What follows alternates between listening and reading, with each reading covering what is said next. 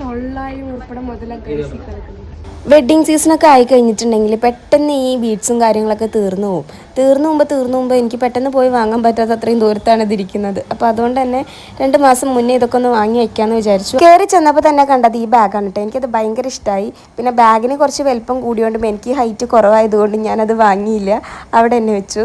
പിന്നെ നമ്മുടെ ലേസിൻ്റെയും ബീഡ്സിൻ്റെയൊക്കെ സെക്ഷനിലോട്ട് ചെന്നു. ഇപ്രാവശ്യം എനിക്ക് എന്തോ ബീഡ്സ് ഒന്നും വലിയ ഇഷ്ടമായിട്ടുണ്ടായിരുന്നില്ല. എന്നാലും എൻ്റെ ഉള്ള ഒരു സെയിം പാക്കറ്റ് തന്നെ ഞാൻ എടുത്തു. കോമൺ ആയിട്ട് യൂസ് ചെയ്യാൻ പറ്റുന്ന കുറച്ച് ബീഡ്സൊക്കെ എൻ്റെ അടുത്ത് ഉള്ളതുകൊണ്ടും പിന്നെ സിംഗിൾ കളേഴ്സൊന്നും വേണ്ടാത്തത് കൊണ്ടും ഞാൻ അത്രയ്ക്ക് ബീഡ്സിൽ കോൺസെൻട്രേറ്റ് ചെയ്തിട്ടുണ്ടായിരുന്നില്ല. പിന്നെ സ്റ്റോൺസ് ആണ് എടുത്തിട്ടുണ്ടായിരുന്നത്. സ്റ്റോൺസ് ഒരു 1.5 എടുക്കലായിരുന്നു. ഒരു 5-10 ടൈപ്പ് സ്റ്റോൺസ് എടുത്തിട്ടുണ്ടായിരുന്നു. എൻ്റെ പൈസ മൊത്തം പോയത് അതിലായിരുന്നു കേട്ടോ.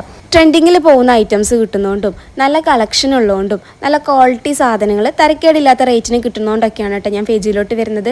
അല്ലാതെ ഇവരുടെ പെരുമാറ്റം എനിക്ക് അത്ര വലിയ ഇഷ്ടമൊന്നുമല്ല. എല്ലാവരും ഞാൻ പറയില്ല, ചിലവർ പ്രത്യേകിച്ച് ഈ കവറൊക്കെ തരുന്ന കേസിൽ ഇവർക്ക് ഭയങ്കര മടിയാണ്. കവറൊക്കെ നല്ലൊരു കവറൊക്കെ നമുക്ക് തരാൻ വേണ്ടിയിട്ട്. അതിൻ്റെ തൊട്ടടുത്തുള്ള ഇവരുടെ തന്നെ ബീഡ്സിൻ്റെ ഷോപ്പിലത്തെ കാര്യം പിന്നെ പറയണ്ട. എത്ര രൂപയ്ക്ക് വാങ്ങിയാലും കടലാസിലേ പൊതിഞ്ഞു തരുള്ളൂ. പിന്നെ ഞങ്ങൾ നേരെ പരാഗിലോട്ട് വിട്ടു. അഫോർഡബിൾ ആയിട്ടുള്ള റേറ്റിൽ ഒരുപാട് മെറ്റീരിയൽസ് ഒക്കെ ഉണ്ടായിരുന്നു കേട്ടോ. അപ്പോൾ കുറച്ച് മെറ്റീരിയൽസും വാങ്ങിയിട്ട് നേരെ വീട്ടിലോട്ട് പോന്നു.